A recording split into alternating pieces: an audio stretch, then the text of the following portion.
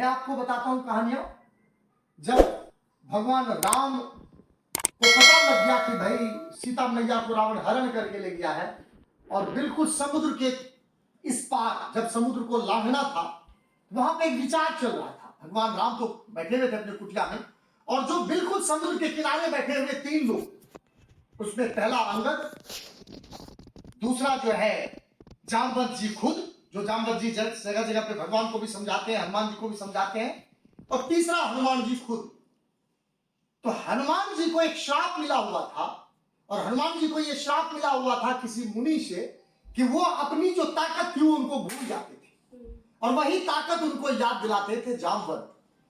तो जब ये पता लगा कि भाई उस जो समुद्र है उस समुद्र को पार करना है, तो जामवंत जी ने कहा कि देखो, जहां तक मेरा सवाल है, मेरी उम्र हो गई, मैं बूढ़ा हूं, अब मेरे अंदर इतनी ताकत नहीं रही कि मैं छलांग मार सकूं। ये मैं आप सब लोगों की बात इसलिए कर रहा हूं कि वो भी योद्धा बैठे थे, और हम भी इस मिशन में योद्धा हैं, सब तरह के योद्धा हैं।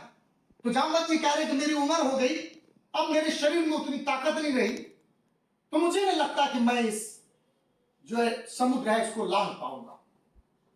अंगद कहते हैं, अंगद भी बड़ा बलशाली था, बड़ा कॉन्फिडेंट था। अंगद ने कहा कि ऐसा है, मैं समुद्र तो लांघ जाऊंगा, ये तो मुझे 100% पता है कि मैं समुद्र लांघ जाऊंगा, बट मुझे ये नहीं पता कि मैं वापस आ पाऊंगा कि नहीं आ पाऊंगा।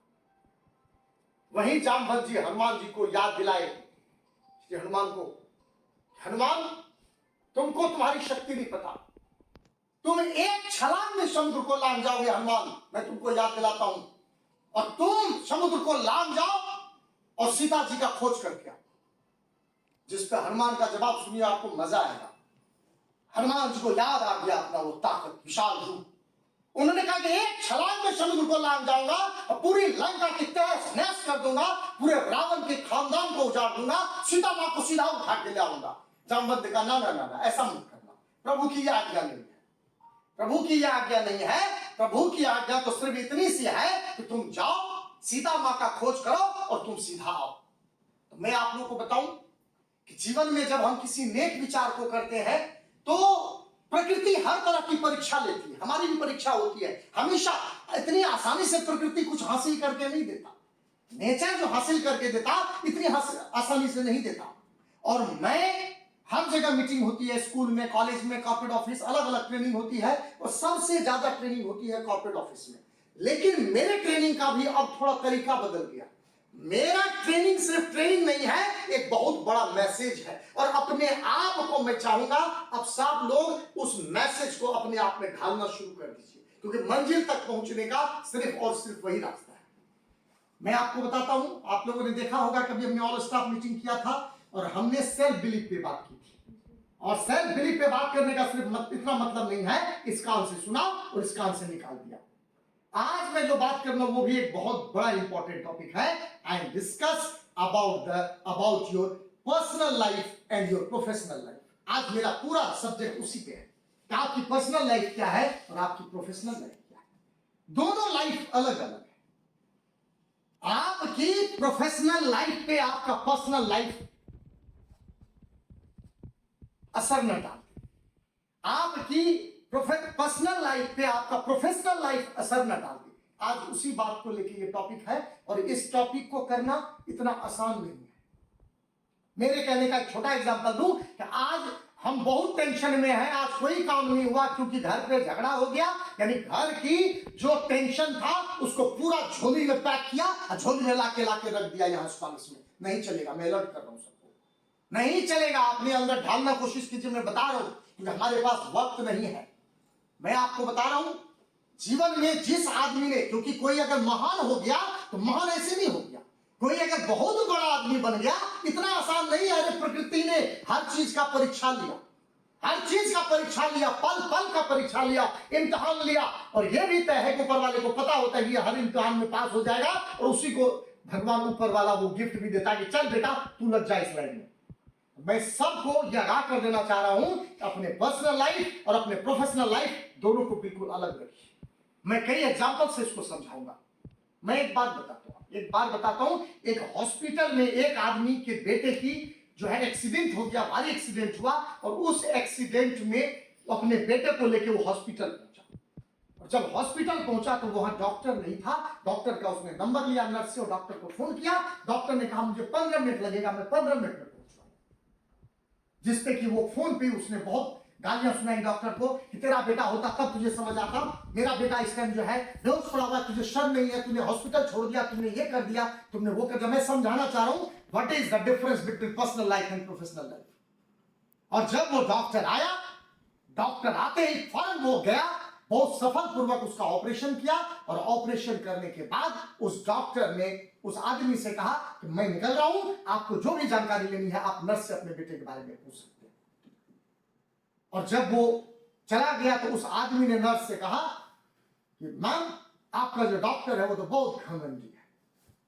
कितना घमंडी है, बच्चों के बारे में बताया नहीं, हॉस्पिटल में बैठता नहीं।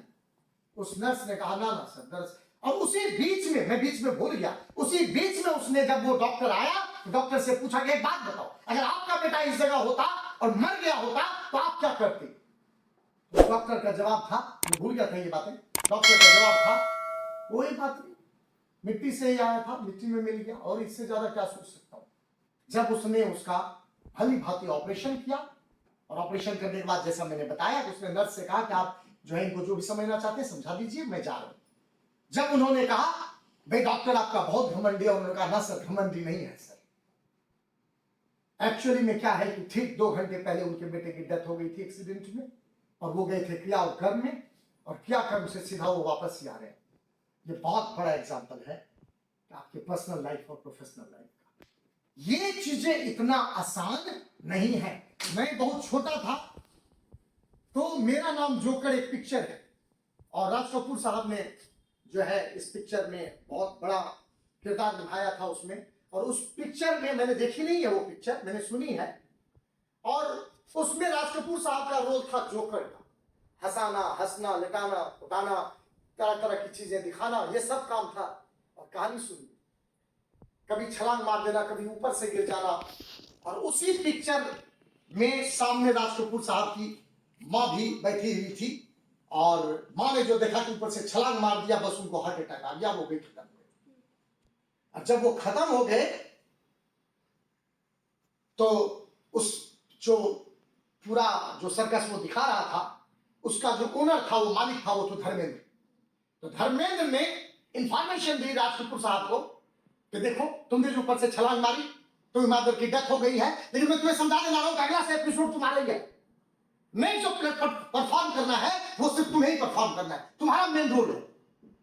अब सोचिए क्या सिचुएशन है। और उस वक्त पे जाके उसने हंस हंस के लोगों को पागल बना दिया। तो सवाल उठता है, ये जीवन है, ये जीवन है। अब इस जीवन को हम किस तरह से लेते हैं ये हम पे डिपेंड करता है।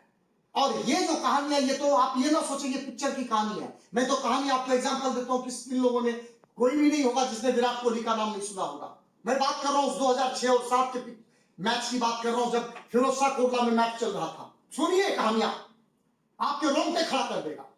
और फिरोज शाह कोटला में मैच चल रहा है, और उस मैच के दरमियान मैच खेल के वो 2 बजे रात को सोने जा रहे थे, और मम्मी ने आवाज लगाई, बेटा पापा तुम्हारे गुजर गए, कल सुबह फिर मैच है। पापा सुबह गुजर गए, और 2 बजे रात को उस बंदे ने अपने फादर, उसको फोन किया, अपने कोच को बोला कि मेरे फादर की डेथ हो गई है और कल मेरा मैच है। कोच ने कहा तुम क्या सोच रहे हो? बोला मैं ये सोच रहा हूं कि मेरा मैच में होना बहुत जरूरी है, अगर मैच में नहीं गया तो मैं अपने आप को माफ नहीं कर पाऊंगा, पिताजी तो वापस नहीं आएंगे। मैं आपको बताऊं, अगले दिन वो मैच खेलने गए और 90 रन से ऊपर रन बनाया, और मैन ऑफ द मैच बने, और आए तब जाके अपने पिताजी का दाह और संस्कार किया। तो सवाल उठता है कि ये कर्म है, हम किस तरह से लेते हैं। मुझे आज भी याद है कि सामने पार्थ जी पार्षद हमारे बैठे हुए हैं, मैं इनको याद आ जाएगी कहानी। मैं बहुत परेशान था जब मनीष की डेथ हुई, बहुत परेशान था, रोता रहता था, अकेले में भी रोता रहता था। और जिस दिन उसकी डेथ हुई तो मैडम के साथ हम गए हुए थे चांदनी चौक सामान खरीदने के लिए, और उस दुकान पे भी हम सामान भी ले रहे थे, हम रो भी रहे थे। और वो दुकान वाले भी हमसे पूछ रहा था कि क्या हुआ, सामान लेने आए हैं आप लोग, रो रहे हैं, क्या हुआ, अरे ऐसा क्या हो गया आज? हमने उनको सारी कहानियां बताई। और मुझे याद है कि अगले दिन सुबह ही मुझे यहां से जाना था, मैं अपने होटल में था और पार जी ने मुझे फोन किया, अभी पता नहीं को याद आया ही नहीं आया है। पार जी ने मुझे फोन किया कि पापा आपको एक बात बताऊं, जीवन में अगर कुछ ऐसा पल घट जाए जो कि कल्पना भी नहीं करता इंसान, और वो पल घट जाए, तो ये बात जरूर है कि उसमें अफसोस जरूर होता है। लेकिन मैं आपको बता दूं कि एक सफल इंसान अगर है तो वो 2 घंटा उसके लिए, आपको याद है 2 घंटा उसके लिए अफसोस कर सकता है। अगर इंसान 2 घंटे के बाद भी उसके लिए अफसोस कर रहा है, इसका मतलब कहीं ना कहीं उसके मिशन पे उसको धक्का लगेगा। और जीवन जो ये आया हुआ है, ये जीवन में जो होना है, वो ये मेरे सेंटेंस है, ये उन्होंने कहा था, और जो जीवन में होना है वो तो होके रहेगा। तो 2 घंटे से ज्यादा उसके लिए हम जो है अपने आप को हम सब कर रहे, तो ऐसा नहीं होगा कि वो पल हमारे जीवन में वापस आ जाएगा। इसलिए मैं आज सब लोगों से ये कह देना चाह रहा हूं कि अपने पर्सनल लाइफ को अलग रखिए, प्रोफेशनल लाइफ को अलग रखिए। हम सब लोग फ्लाइट में सफर किया है सब लोगों ने, हाँ? इंडिगो की फ्लाइट में सफर किया किसी ने? इंडिगो की फ्लाइट में देखिएगा, जरा दिखाऊंगा।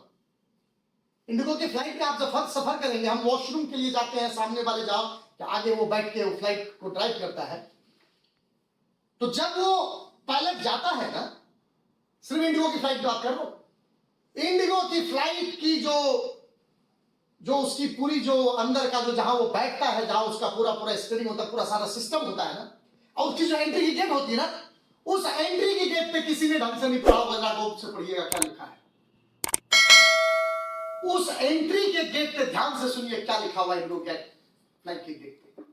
उस एंट्री के गेट पे लिखा हुआ है कि flying is a serious profession. पढ़िएगा कभी मौका मिलेगा तो। Flying is a serious profession, don't carry your worries beyond this point. कहने का मतलब, जो तुम उड़ाने जा रहे हो बहुत बड़ी सीरियस चीज है भैया, जितने भी टेंशन की झोली लेके आए हो भैया, ये बियॉन्ड, यस, ये जो पॉइंट है ना, इस पॉइंट पर रख के जाना सबको। पढ़ लीजिएगा लिखा हुआ उसके अंदर।